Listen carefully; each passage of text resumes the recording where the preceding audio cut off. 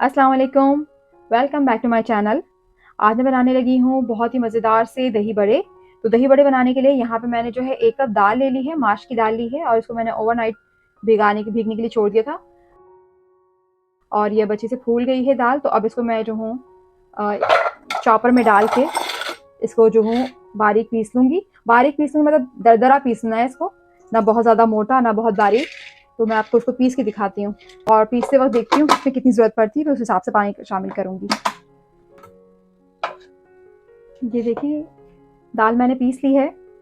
इसको पीसने में मुझे जो है 5 टेबल स्पून मैंने पानी डाला है और उसको मैंने पीस लिया है। ये अभी बिल्कुल बारीक बिल्कुल महीन नहीं है, बल्कि मेरे हाथ में ले रही हूँ ना, तो इससे मतलब से आपको दरदराहट है। तो अब मैंने इसकी फेंटना है मुझे, उसको अच्छे से इसकी पिटाई करनी है ताकि इसमें हवा भरे और ये फिर जब इसके पकोड़े बने, इसके जब बड़े बने तो फिर वो बहुत ही अच्छे फ्लफी से हों। मतलब जितना इसको फेंटने का अमल जो है, अक्सर इसकी जो मेहनत है दही बड़ों की वो यही है कि इसकी जो पिटाई होती है वो बच्चे बहुत अच्छे से करनी होती है। तो उसके लिए आप हाथ से कर लें, विस्क इस्तेमाल कर लें, या चाहे तो विपिंग मशीन जो होती है आप उससे भी विप कर सकते हैं। और इस विस्क से मैं जो हूँ इसे खूब अच्छे से फेंटूंगी कम से कम 6 से 7 मिनट तक, और फिर मैं आपको उसके बाद उसको दिखाती हूँ।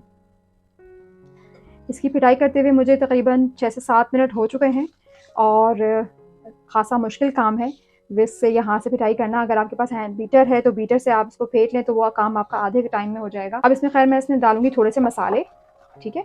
सबसे पहले मैं डालूंगी इसमें हरी मिर्च। तो हरी मिर्च मैंने ली है 4 से 5 ज़्यादा हरी मिर्च ली थी, उसे बारीक मैंने बिल्कुल काट लिया। ये देखिए कितना अच्छा फाइन कटा हुआ है।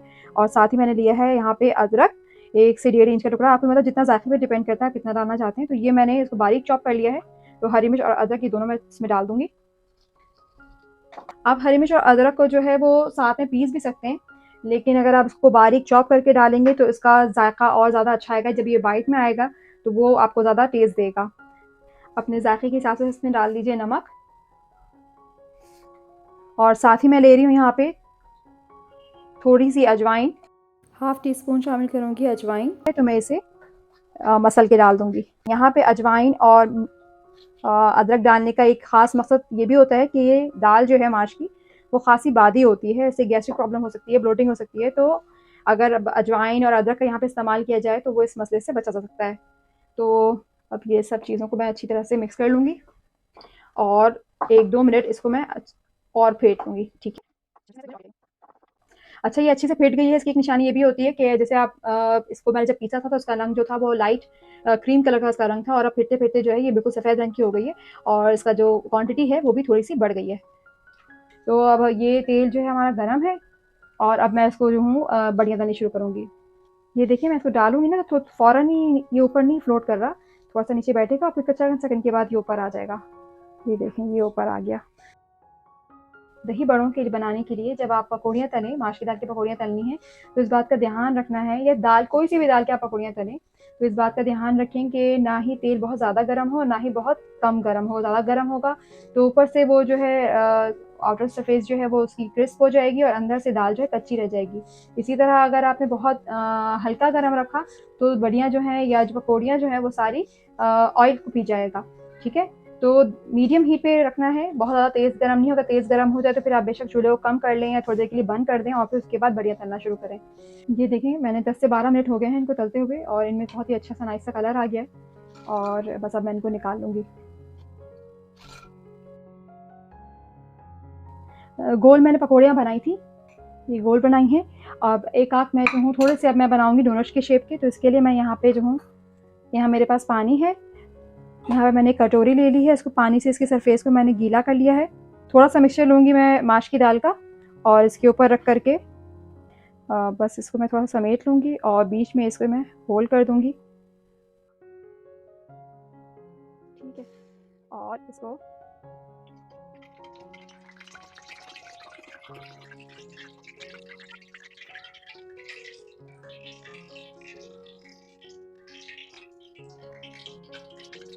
और उसमें मैंने थोड़ा सा अमीज़ा डाला दाल का, इसको बीच में होल किया और अब ये बस ये आराम से ये इसको मैंने हाथ पे लिया है, ये आराम से निकल गया और ये डाल दिया। जो होते जा रहे हैं उनको मैं पलटती जा रही हूँ। आपको कितना बनाना है आप उस हिसाब से दही ले लें और बस मैं यहाँ पे तकरीबन 2 से 3 कप के अंदाज से जो है मैं दही ले रही हूँ। साथ ही मैं इसमें शामिल करूँगी 2 टेबल स्पून चीनी और 2 से 3 पिंच नमक। इसमें मैंने पानी बिल्कुल नहीं ऐड करूँगी और इसको विस्क की मदद से जो है अच्छी तरह से फेंट लूँगी ताकि बहुत ही अच्छा सिल्की सा जो है वो दही तैयार हो जाए। इसको फेंट के मैं वापस इसको जो है फ्रिज में रख दूँगी। ये देखें दही बिल्कुल अच्छे से फिट गई है। ये देखें कितनी सिल्की कितनी स्मूथ सी हुई है। बस इसको इसी फॉर्म में लेकर आना है और इसको अब ये हो गया है। अब इसको मैं वापस फ्रिज में रख दे रही हूँ।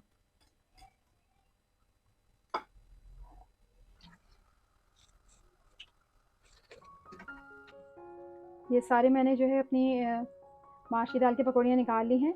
अब मैं इसको कम्प्लीटली ठंडा कर लूँगी। ये ठंडा हो जाएगा तो फिर मैं इसको सेट करूँगी। अच्छा, अब मैं बड़ियों को जो है भिगोऊंगी पानी में। नीम गर्म पानी लिया है मैंने यहाँ पे, कुनकुना नीम गर्म। यहाँ पे मैंने एक बाउल लिया है, इसमें मैं नीम गर्म यानी कि हल्का कुनकुना गर्म पानी ले रही हूँ और इसमें मैं जो हूँ बड़ियाँ भिगोऊंगी। ठीक है,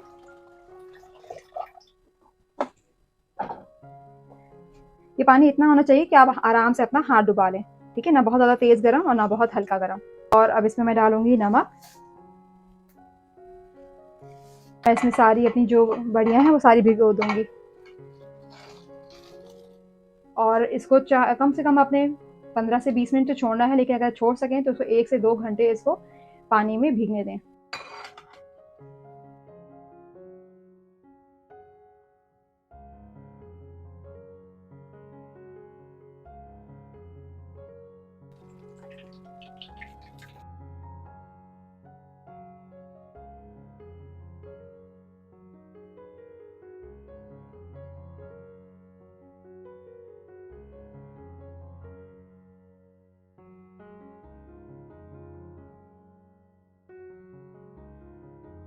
चाट मसाला,